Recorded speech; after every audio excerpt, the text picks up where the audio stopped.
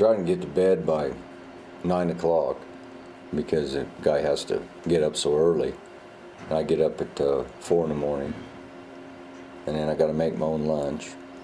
I've been in the timber industry since year 1977.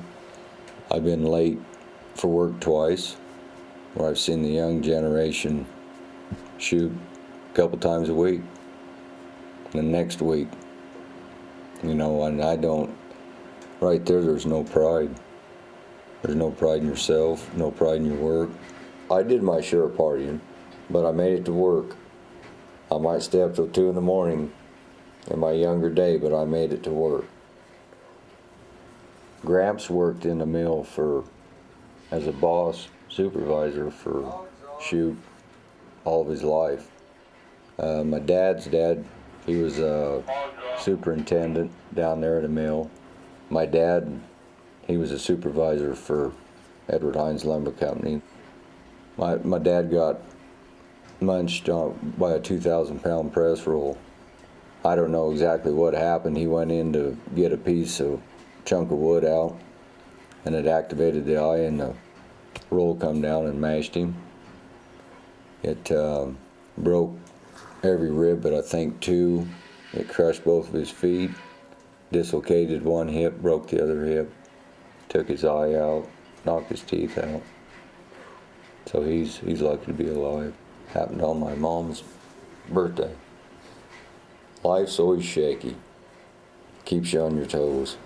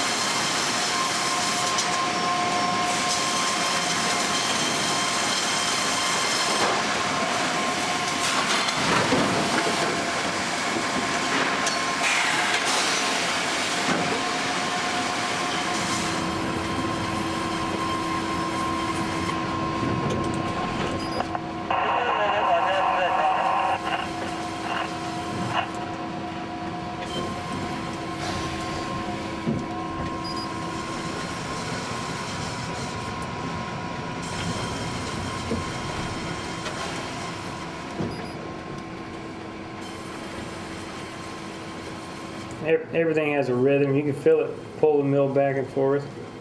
I'm sure you stand in the head rig, you feel it kind of weave where the log's kicking. It takes a little bit to get used to. When I first sat in the saw box and they'd kick them big logs up and make the big bang, you jump. Then you get used to all the noises, so that's what makes it bad. You just get immune to it. Well, my wife can tell you that the noises have done something to me as years gone by. I'm getting deafer and deafer. Yeah, we have a hearing test every year, and you look at everybody's papers, and it actually goes down. You get around all them loud noises all day long.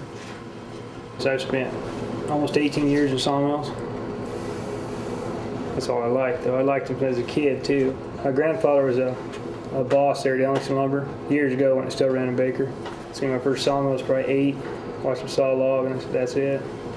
I mean, the money's good, but I actually enjoy it. It's an adrenaline rush. You know, everybody's got their thing in sawmills. They actually do it for me. People go on vacation, I go look at sawmills. Just don't think I'm too freaky because I get off on that.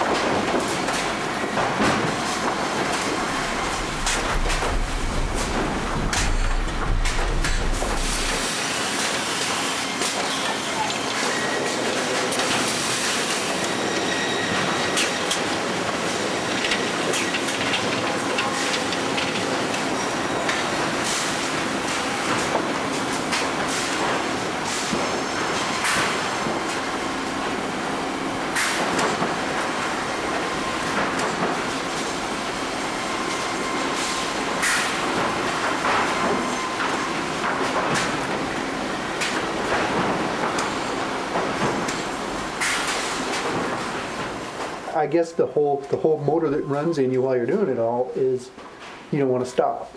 That's production. If you're stopped, you're not producing.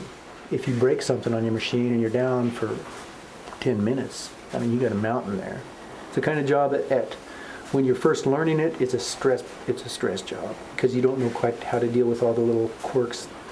You don't know how to compensate for little things, but you know, you get to practice. I edge about 5,000 to 8,000 boards out of the machine in one day. I really do try to stay thankful. I had a pretty, I guess, irresponsible kind of wild young life too, up till I was about 25. I used to do a lot of, I used to smoke a lot of weed. That's basically what I always used to do. Never really could seem to quit. You know, you could throw it away, burn it in your stove. A week later, you're buying more, you know. But when I had a job, I always felt like I needed to make sure that they were getting their money's worth, and that I, you know, did the job well, and that they didn't have to get after me. And it's not just the bosses you're trying to please. You know, there's a guy down the line.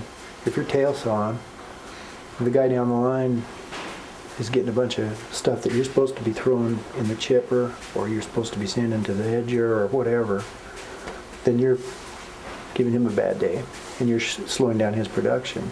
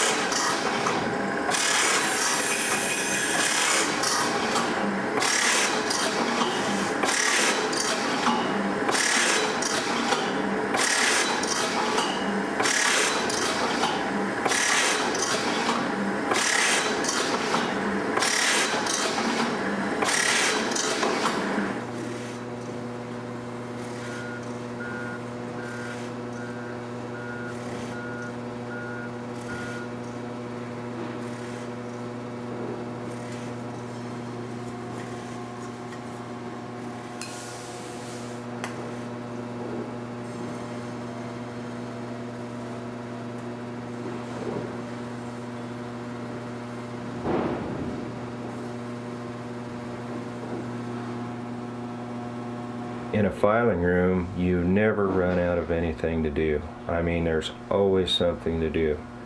It's tedious and monotonous work.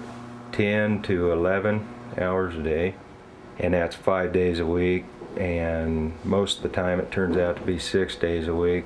A lot of the work that we do can't be done when the mill is running. So a lot of times saw filers will put in a lot of extra work. There's a lot of math involved. I've been to metallurgy classes, I've been to welding classes, and I think that's what I like the most about the job, is that you never do quit learning. Not only are you taking care of the saws, but you're also taking care of the equipment that the saws run on. I constantly ask the operators that operate the machines if something's not right, because they're sitting in front of that machine day after day, hour after hour, you know. And I give a lot of credit to the rest of the guys down there. The guys that you see there right now have busted their butts to keep this thing afloat and keep it going. And you got your environmental groups and all these owners and their lawyers and everybody fighting, and the big cat's fighting. I tell you, it's always in the back of your mind that it's going to be taken from us.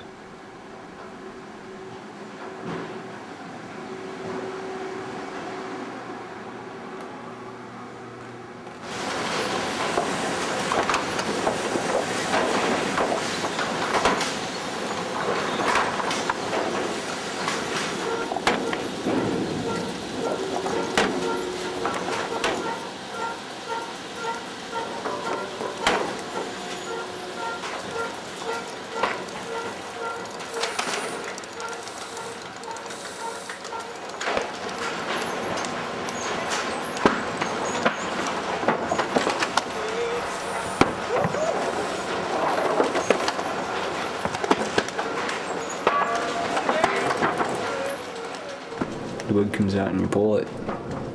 Just look at the mark and the size, and it doesn't take a lot of strength, it's more of technique. If you got rhythm down, it's pretty easy. I mean, yeah, it's heavy, but sometimes you get hammered, sometimes you don't. It all depends on what time of the day. I got a job at McDonald's, so I worked there for 2.5 years, and then I got another job at the same time at Radio Shack, so I was working 2 jobs at the same time. A job opening at Malhuer came, and I was working at Malhuer, Radio Shack, and McDonald's, all 3 at the same time. Just here recently, like, was it 2.5 months ago or 3, I quit McDonald's. So now I'm still working at Radio Shack and Malhuer. If you do your job and keep your mouth shut, cooperate, it's easy. If you do the opposite, it's misery. That's about it.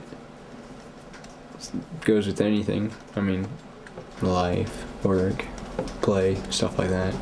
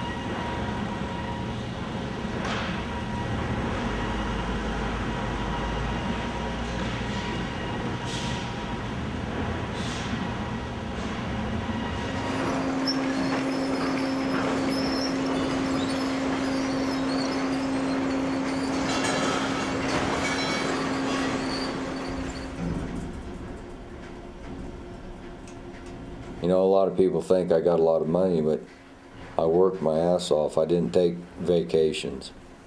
I didn't take a vacation for probably the last 5 years I started. But I worked every day. I worked, like I was saying, 47 days straight. Shit, I worked weekends all my life. Yeah, because it's another world when you make a commitment to marry somebody. I mean, that's one step, but when you have a kid, then it changes your whole life. I always wanted to have a big family.